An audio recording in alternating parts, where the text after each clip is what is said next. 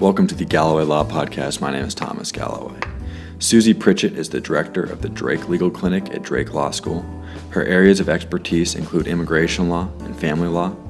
We spent time discussing the current state of immigration in our country, the reasons that make immigration law incredibly complex, as well as Director Pritchett's paper about U visas, which act as a mechanism to provide protection to unauthorized immigrants who are victims of crime. It is not necessary that you read the paper to listen to the podcast, but if you're interested, it is linked below. If you find this interview interesting, please subscribe and share with a friend. It really does help. And now, to the interview.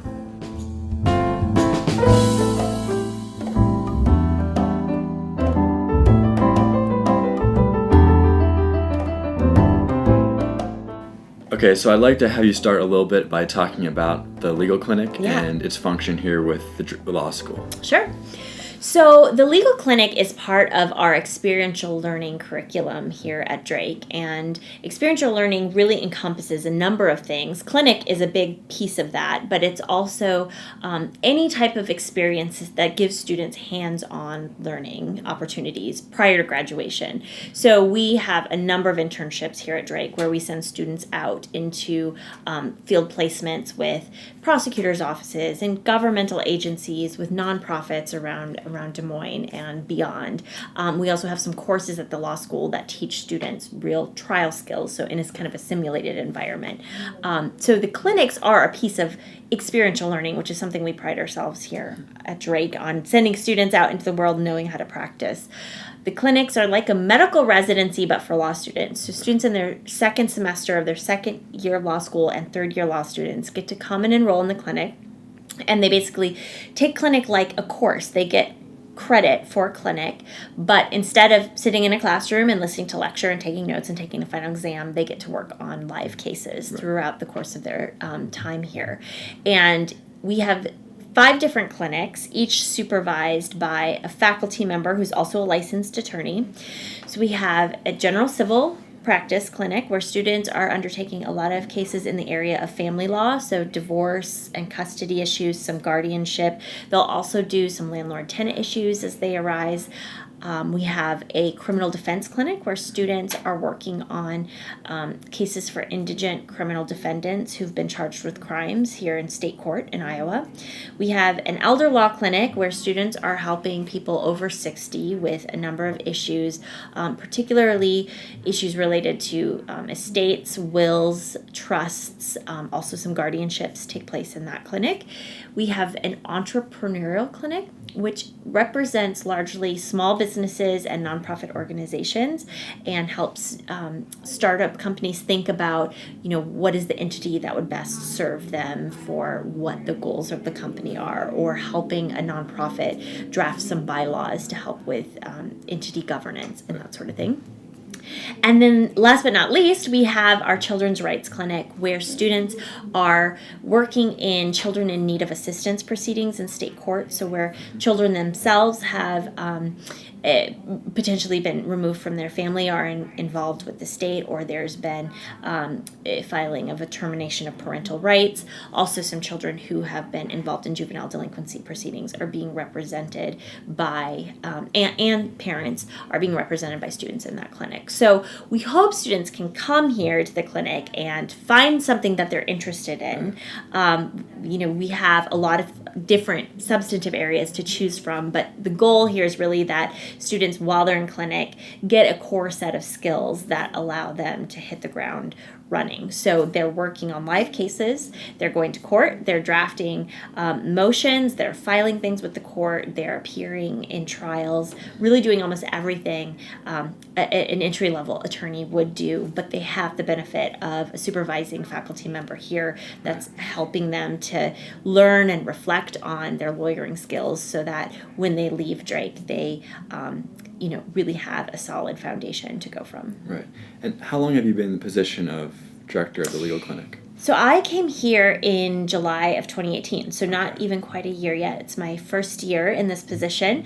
I was teaching and running a clinic at the University of Wyoming prior to coming to Drake, but I'm an Iowa native and loved the opportunity to come back here and to be involved in the legal community that I feel really connected to, having grown up here in Iowa. Right. And what created your interest in legal clinics and working with them? So I went to law school at the University of Iowa, just down the road, and like a lot of law students, spent my first year of law school wondering if I had made a horrible mistake. Prior to law school, I was living abroad and I was working for an international human rights organization, and I was getting to do a lot of really interesting policy work with grassroots women's rights organizations all around the world.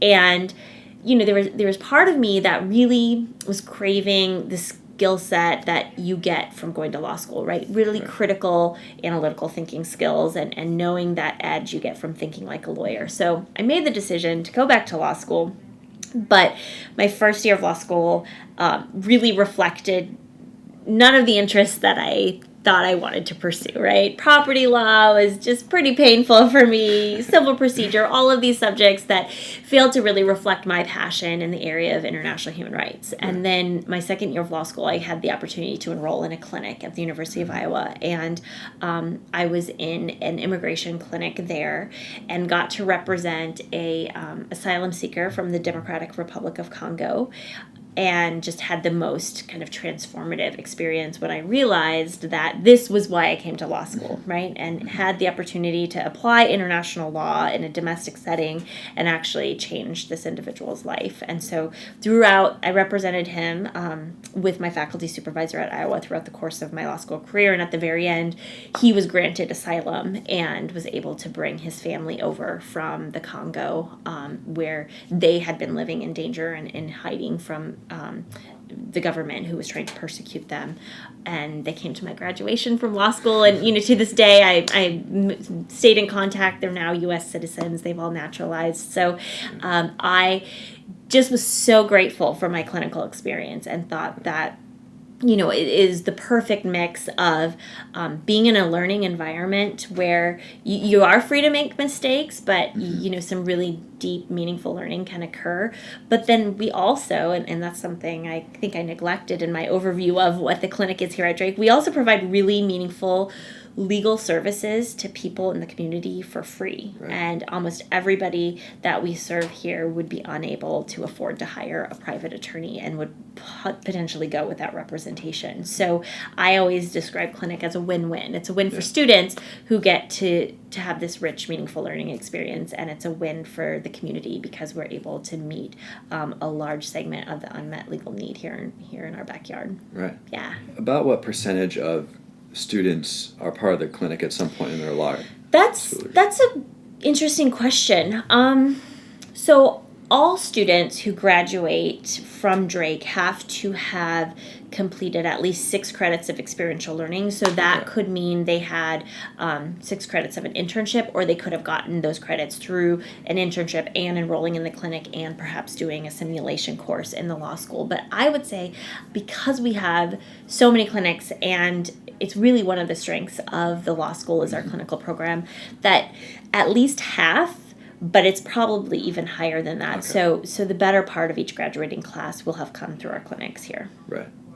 And talk back to immigration law a little bit. What are some of the common cases that you see in immigration law? So, there's really kind of 2 sides of immigration practice. One is more paper-based, where individuals, non-citizens, are filing applications to the U.S. Immigration Agency, and it's almost all entirely done through paper. There may be an administrative interview, but it's not an adversarial setting. It's not in a court setting.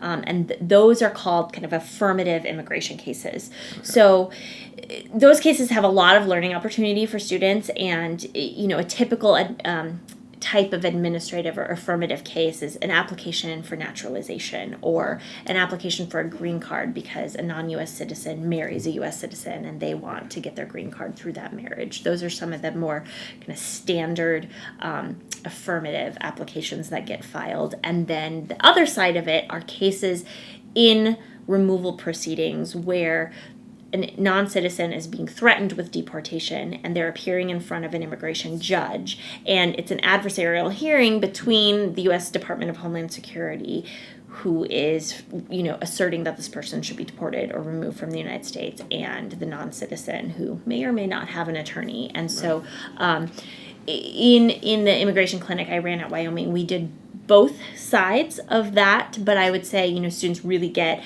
their full-on trial experience by doing the deportation hearings where they get to show up and present facts and do direct and cross-examination, make opening and closing statements in really life or death cases. Right. On the topic of deportation, obviously the last couple of years, we heard a lot about that from politicians. Yeah. In talking about deporting large numbers of people. I assume that deportation process, those hearings would have to take place in every single case? So there's variations depending on somebody's immigration history. So somebody who's already been ordered deported and either was ordered deported and never left, or maybe they left and found their way back into the United States, usually clandestinely, right, without authorization.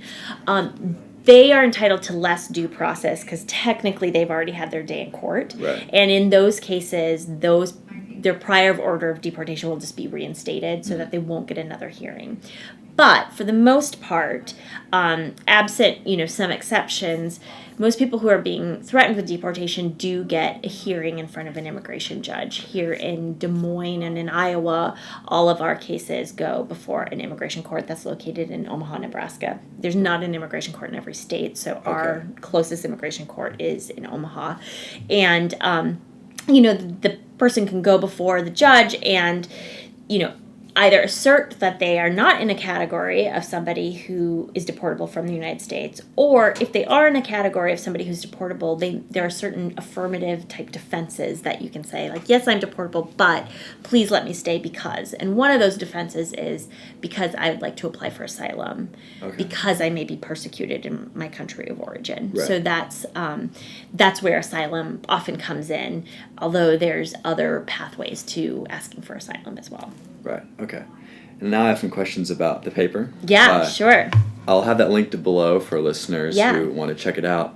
But it talks a little about the U visa. Mm-hmm. Can you explain that concept?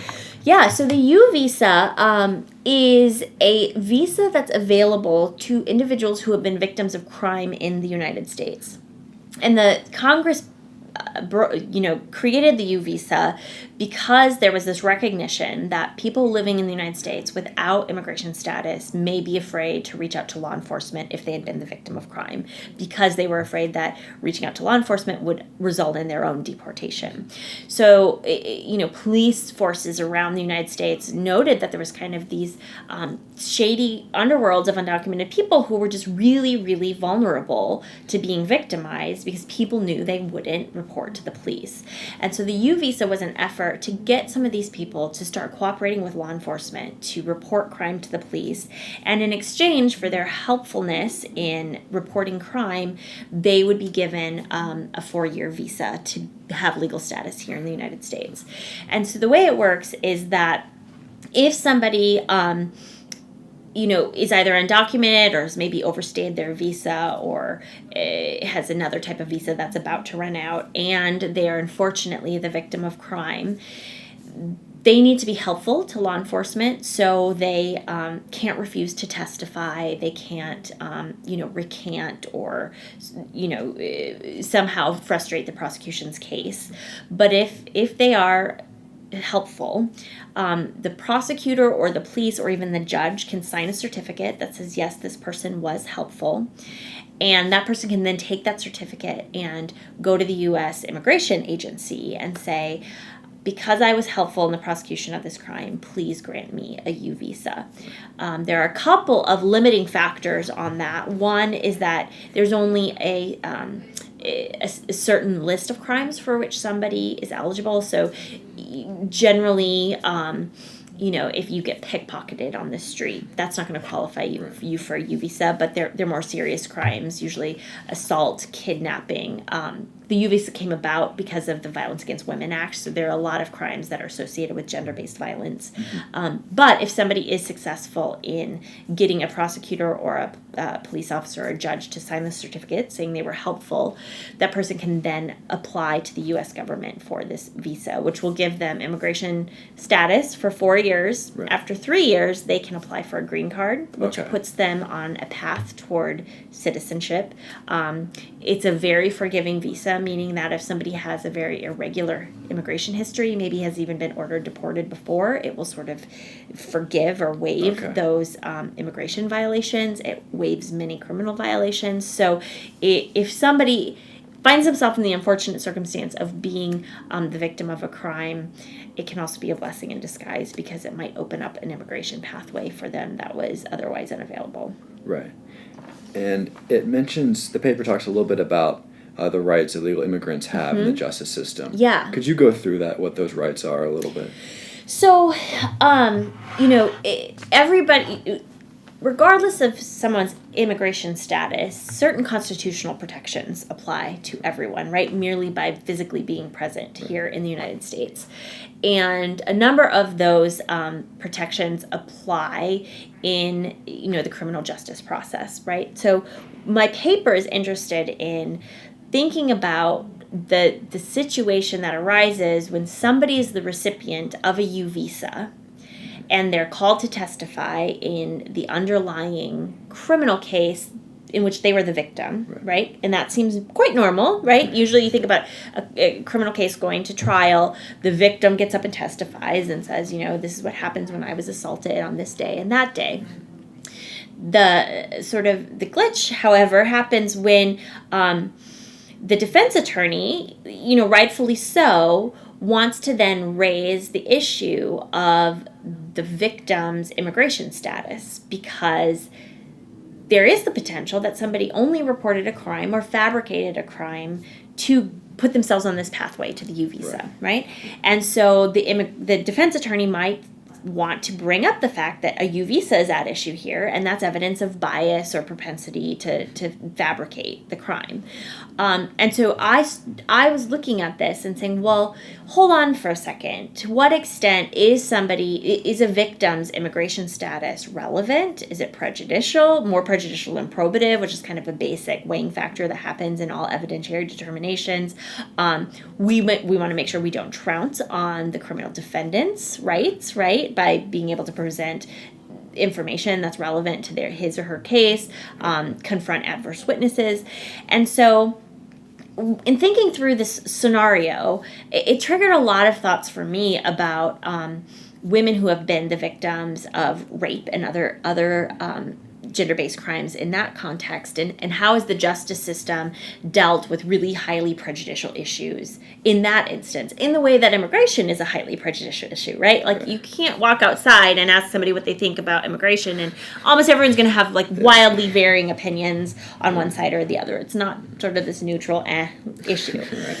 So I said in the rape context, there's something called the Rape Shield Law that's been adopted almost wholeheartedly in federal and state courts across the country, which says that a woman's sexual history cannot come in as evidence in the trial against her perpetrator on that specific charge. Like, a woman's sexual history, what does that have to do with whether or not she was raped on this date and time on this incident, right? And the idea is we shouldn't be judging women using their sexual history to talk about what happened in one specific instance. That would be very prejudicial and outside the realm of what's relevant for that crime. So I said, there's a lot about a person's immigration history that is equally as irrelevant in this sort of U visa context that we should not allow for a jury to hear, right? How somebody crossed the border. Right. Does that really does that really tell us anything about whether or not this person was the victim of a crime, about whether or not this crime occurred, whether or not somebody's worked without a social security number or worked, with documents that are not theirs. So I kind of marched through all the different pieces about a non-citizen's immigration history that potentially should be kept out from an evidentiary standpoint to avoid these really prejudicial pieces of information coming in.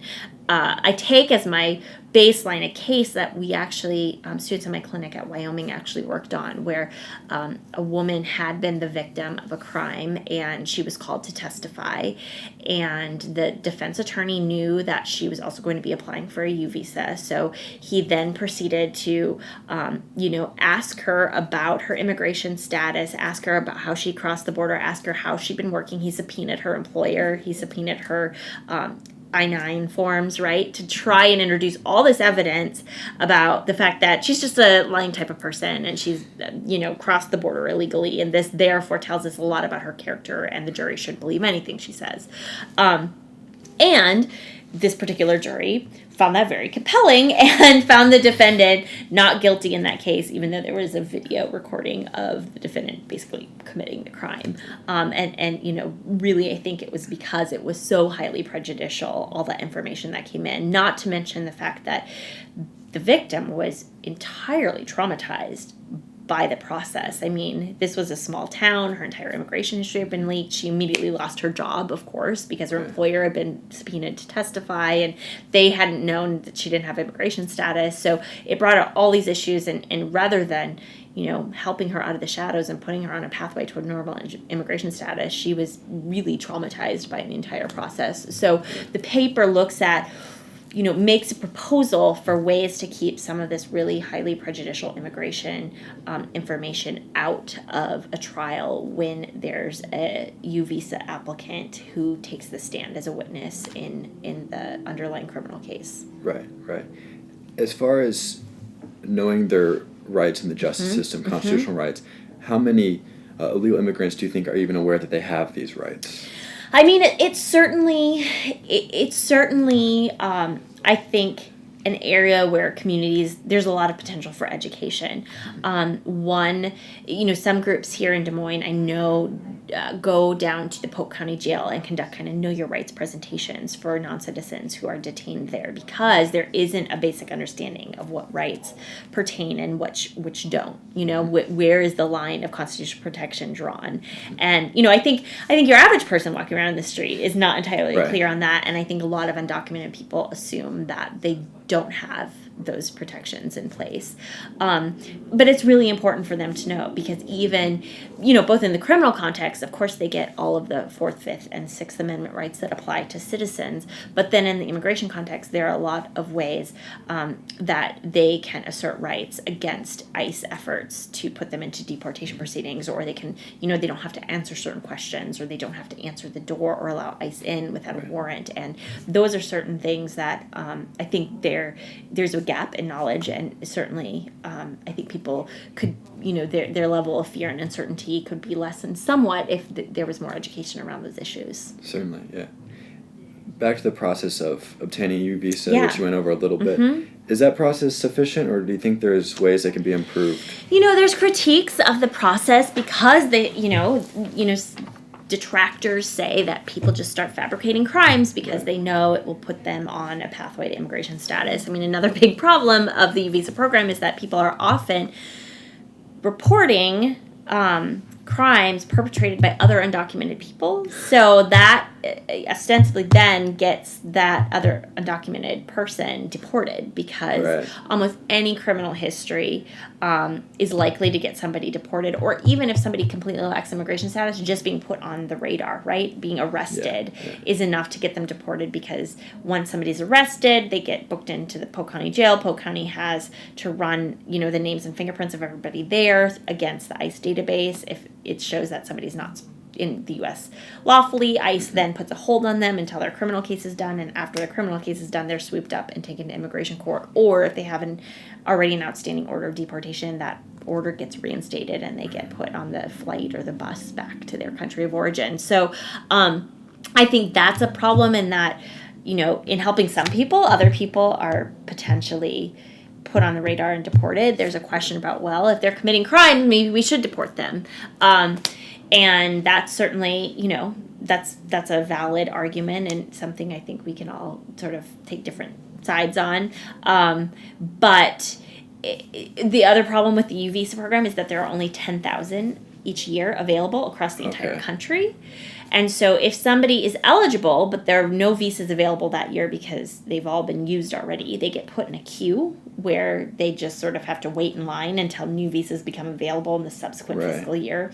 And right now there have been so many people who've qualified for a U visa that the wait is like between 7 and 9 years to actually get the visa. Yeah. So there's this critique that, well, people are going to just make up crimes to be able to get a U visa. But it seems a bit attenuated to me that somebody would make up a crime for the potential of getting a visa in 9 years and in the process expose themselves to all the criminal consequences that might flow from false reporting and fabricating a crime, right? We can't forget that those things themselves are crimes. So I think, I've worked with a lot of U visa victims and across the board, the clients that I've worked with have been genuine and genuinely have been victims of crime, most often domestic violence happening within the home. Right.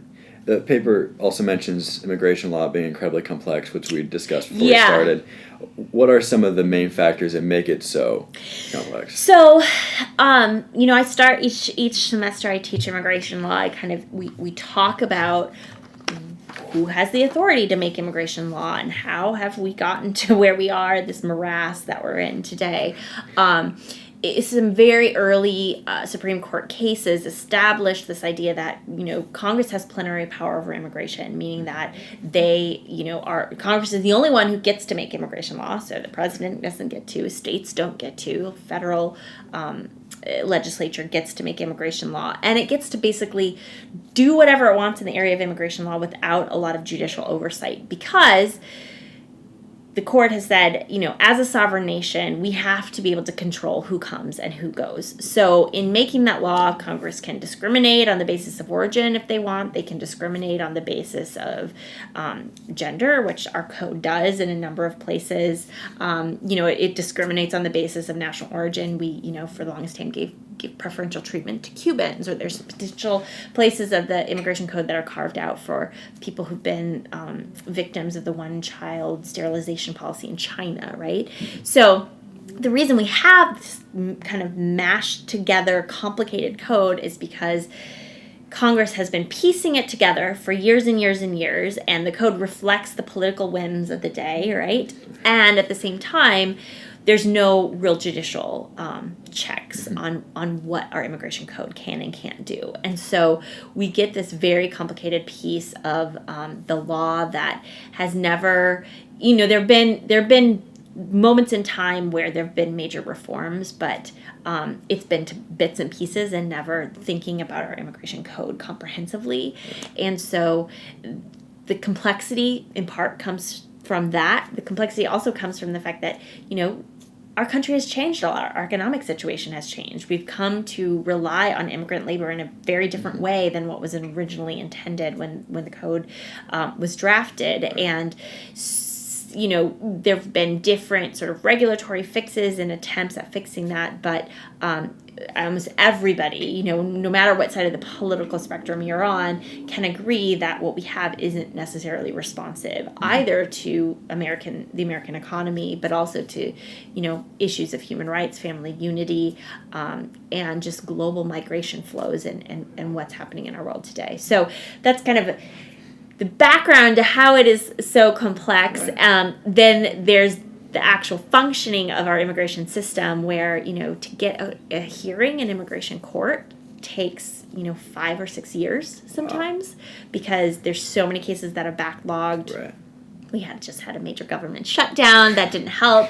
And, cases are really complicated. There aren't enough immigration judges. Mm-hmm. And so, the code's very complicated, but then you have the actual application of the law, and that's not functioning very well either. So you combine those two pieces and you sort of have the perfect storm. Right. With a Congress that can't agree on anything, Right. which is why we see the executive acting, in all sorts of interesting ways. I mean, we had Obama passing DACA, which was his response to Congress being unable to get on the same page and pass the DREAM Act. But then we've had President Trump using his executive powers to do a number of things, the travel ban, thinking about changing enforcement priorities, doing what he can as within his executive authority because Congress itself isn't moving anything forward. Right. One question I like to ask a lot in these podcasts is when someone is knowledgeable in an area that is discussed a lot in the media by politicians, to get their general idea how things they respond to, whereas the things that are accurate from politicians and media, and then things that you hear about immigration, that's not even close. Right. I mean, not to get political on your podcast, Thomas, but, there is no evidence that we have an emergency at the border right now. There just simply is no evidence of that is really not based on fact and what is actually happening there. So one thing I really encourage my students to do, in so much of immigration discourse in popular media isn't based on facts and, the law, partially is because the law is really hard to understand, but, people sort of lose sight of the reality and, the people who are living next door to us, which you can't, even here in Des Moines, I sit here and look out my window and I am just amazed at the diversity of people walking down the street, right? So, to make immigration about this mysterious other who is trying to, cross our borders illegally and smuggle drugs and commit crime, well, the evidence just does not bear that out. And so it is frustrating to hear so many people taking things at face value that really have no basis in what is actually happening on the ground. Right. For listeners who want to learn more about immigration and especially on the legal side, if there's things they're trying to understand they hear on the news, what are some good sources for them to look at? So, New York Times Daily podcast has been doing some really, really excellent pieces on immigration where they've been at the border and interviewing people at the border. And so if somebody's interested in hearing from a sheriff who works down in Arizona or, somebody who's working in Border Patrol, I think just having those voices be part of the conversation is really important. I recommend the immigrant, there's so many acronyms. Penn State's law school has an immigration clinic that they've put together a resource page that's been really, really excellently updated with respect to DACA, what's going on with DACA, which is, kind of always in the news, the travel ban, which is another big one, and then litigation around some of the family separation issues, which is sort of the trifecta of big issues at the moment. But I'm sure, there's going to be more to come with the wall, and I would, because there's so much in the news right now, I would stick to very, highly regarded news sources. But that's always in the eye of the beholder, right? Yes, certainly. Yeah. Well, thank you very much for your time. Yeah, my pleasure. Yeah. You can learn more about Director Pritchett's work by visiting the link in the description below. Thank you for listening.